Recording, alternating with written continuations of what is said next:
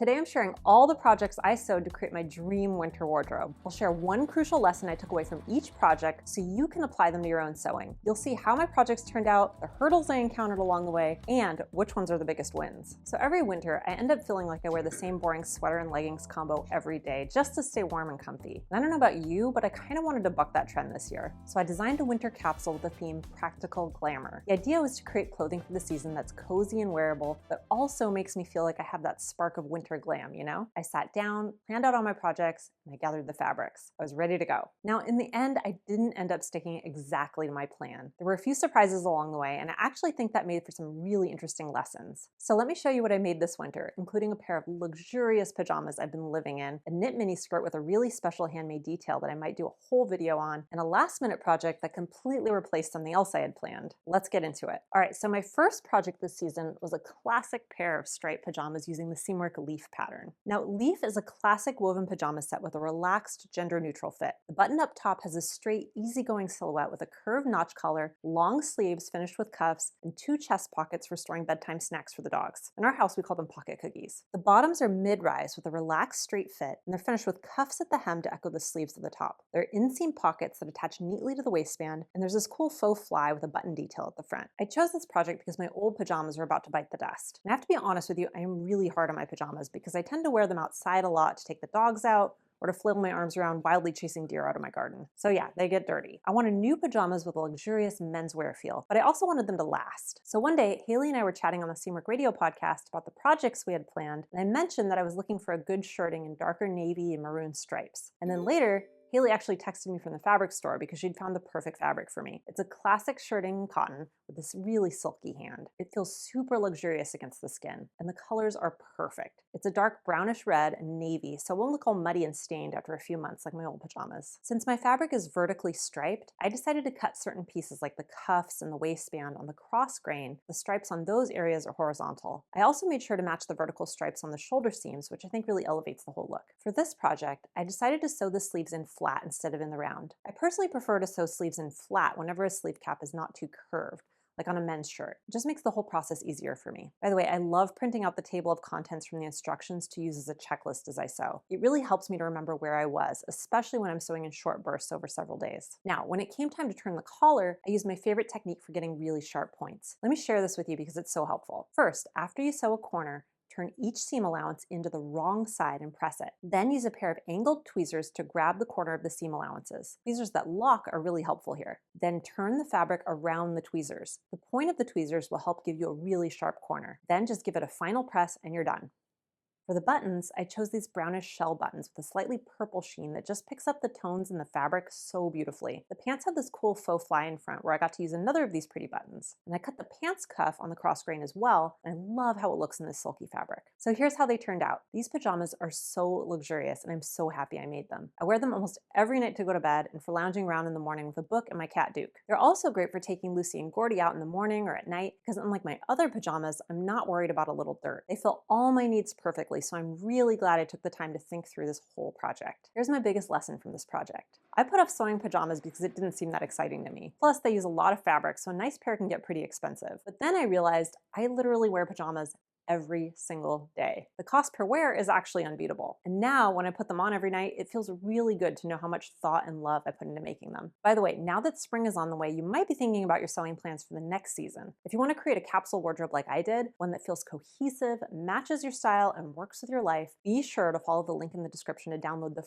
free wardrobe planning kit. It has the same worksheets I always use to plan out my projects each season, and it'll make the whole process of deciding what to sew so much easier for you. All right, let me show you the rest of what I made this winter. Next up is this knit mini skirt using the Seamwork Orla pattern. Orla is a chic A-line mini designed to sit comfortably at your natural waist for a flattering fit. Princess seam panels on the front and back create these really sleek lines. And there are inseam pockets with a button closure that add a functional but stylish touch. It's fully lined with a faced waist for structure and comfort, and it closes with an invisible zipper at the back for a clean, tailored look. I'm a big fan of A-line mini skirts, especially warm wool ones that I can layer with sweaters and tights. They make me feel put together while still staying warm and comfy in wool. Now, I have a knit mini skirt that I wear all the time because it's so soft and comfortable. And even though Orla is designed to be made in a woven fabric, I decided to experiment with a stable knit to see if I could recreate that same level of comfort. I used a heavy wool knit from Serge Fabric Shop in this gorgeous burgundy color that practically glows. By the way, if you're interested in how I transform a woven pattern from knits, I have a whole other video on making this skirt that you can check out. It'll really help you to figure out which patterns are good candidates for knits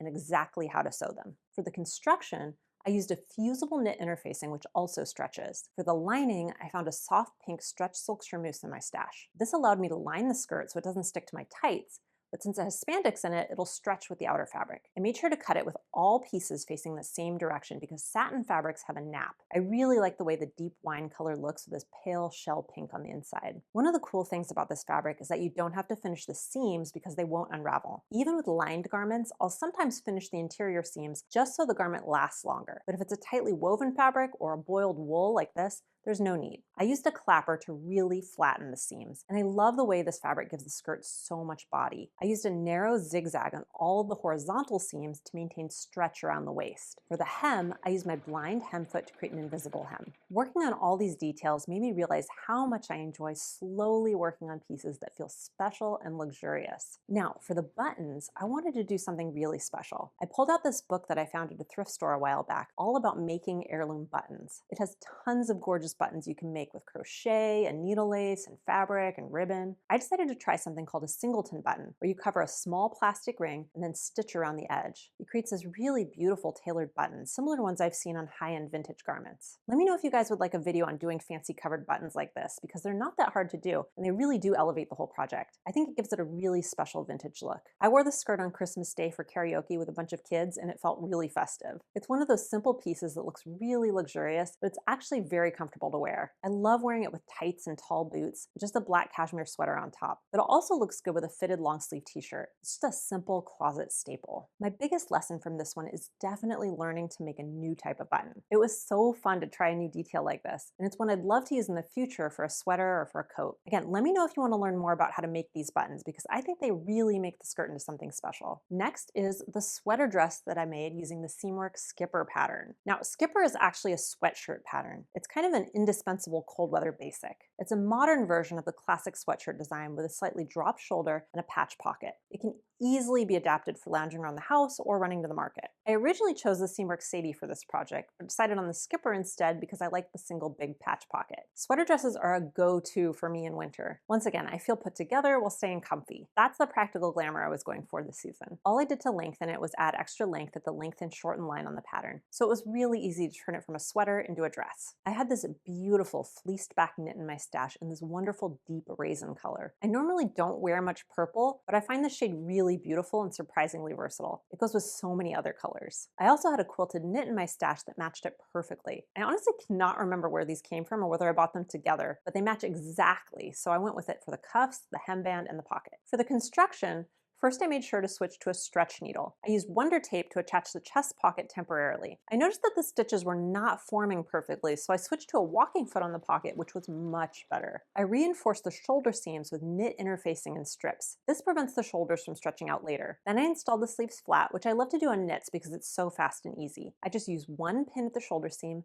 then stitch from there to the armhole in the front, and then the back. I was really glad that I labeled all the small pieces because there are many that look the same, like the front and back hemband. For the neckband, of course I used Wonder Tape to keep everything tidy and in place. I always use Wonder Tape for knit neckbands and hems. This dress was so fast and easy to sew, I couldn't believe how quickly I made it. I've been wearing this dress a lot around the house while working from home, and it's so comfy and cozy. I like to wear it with either black or brown tights, and I think it looks so nice with gold jewelry. I love to layer on the jewelry when I wear something simple like this in a strong color. It's also been nice to wear when I'm sewing because it's so warm and comfy. My biggest lesson from this one is that it's worth experimenting with new colors. I bought this fabric because the color spoke to me, even though it's not something I normally wear. I'm really glad I followed my instinct with it because I actually really love it on me. Now I'm realizing I really just love all kinds of berry tones, whether it's a darker blackberry color like this or a lighter raspberry pink. I can definitely see myself making more clothing in this color next fall or winter. Next up is this floral woven tee using the Seamwork Hansi pattern. By the way, this is a free pattern, and all you have to do is follow the link below to get it. Hansi is a woven tee with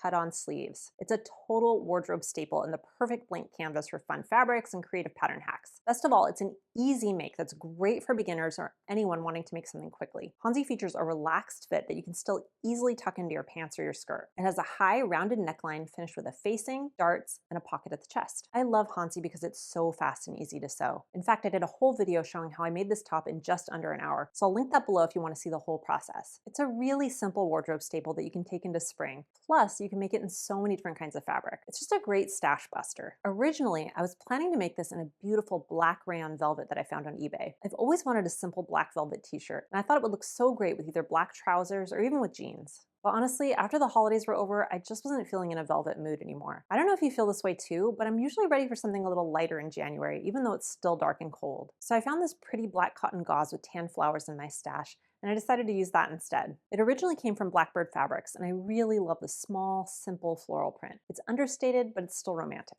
Now, I made a whole other video about sewing this top start to finish, so if you want to see how I put this together in an hour, be sure to check out that video. I'll link it below. But let me just share a few tips that help me sew faster that I used on this top. First, I printed out the instructions table of contents so that I can check things off as I go. This really helps me keep track of where I am, especially if I have to step away from a project. Second, I always take the time to label any pieces that might be confusing so I can see at a glance what they are. Third, to save time when interfacing small cutting pieces, I like to interface a small piece of fabric first and then cut the pieces from it. It's just faster than trying to cut out tiny pieces of interfacing separately. And fourth, whenever possible, I based pieces like pockets in place before I sew them with Wonder Tape. It just washes away when I'm done and it makes everything so much easier. This is such a cute, simple top that I think I'll wear it quite a bit as we move into spring. I think it would look great with a colorful cardigan like the green fig cardigan I made last season. I can even see it possibly layered over a knit turtleneck for extra warmth. My biggest lesson from this one is that it's wonderful to have some quick and easy projects like this in my back pocket. And it's even better if you can use them for stash busting, because I feel like now I can enter my sewing room at any time, find a fabric, and make myself something to wear in just an hour. By the way, like I mentioned, the Hansi pattern is completely free. So if you want to make one for yourself, I'll share the link below. You can get your own stash buster and make a couple woven tees for yourself this weekend if you want. All right, next up are these knit trousers using the Seamwork Palmer pattern. The Palmer pants are the ultimate secret pajamas. With a high-rise fit, faced elastic waistband, and handy slash pockets, these knit pants are perfect for lounging or for dressing up. Their chic silhouette makes them easy to style for any occasion. You can pair them with a casual tee and denim jacket for a laid-back look, or dress them up with a button-up and loafers for a more polished ensemble. Now, originally, I was planning to make a faux fur coat this winter. I even bought some beautiful black silky faux rabbit fabric and a silk jacquard lining. I was really excited to make it. But much like the velvet Hansi tee, I realized that I just wasn't in the mood for something quite so wintry and dramatic after the new year. So rather than force myself to go with the plan, I went with my mood and sewed something completely different. This fabric is a Ponte knit from Serge Fabric Shop in shades of black, charcoal, and chestnut brown. It's a viscose nylon blend, which is what I prefer for Ponte rather than polyester, so it's nice and breathable. The brown is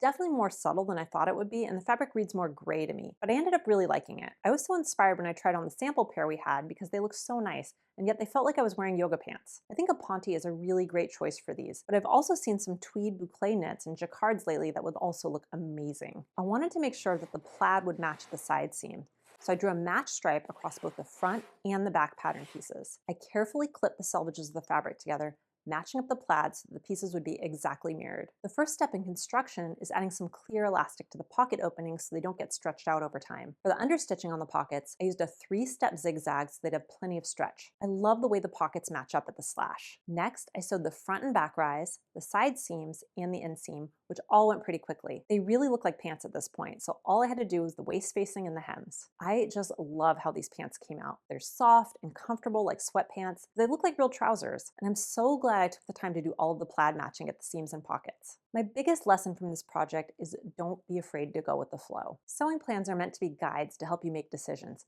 not something that has to be strictly adhered to. I realized this pants project would get way more wear right now than the faux fur coat I had planned, even though I had the other fabric. So I completely changed course, and now I'm so glad I did. I'm sure I'll come back to that faux fur coat project next fall or winter. And in the meantime, I have a new favorite pair of pants that I've been wearing the heck out of. And don't forget, if you want to see how I planned out this whole winter capsule from the very beginning, including my original ideas and design plans for each project, watch this video next.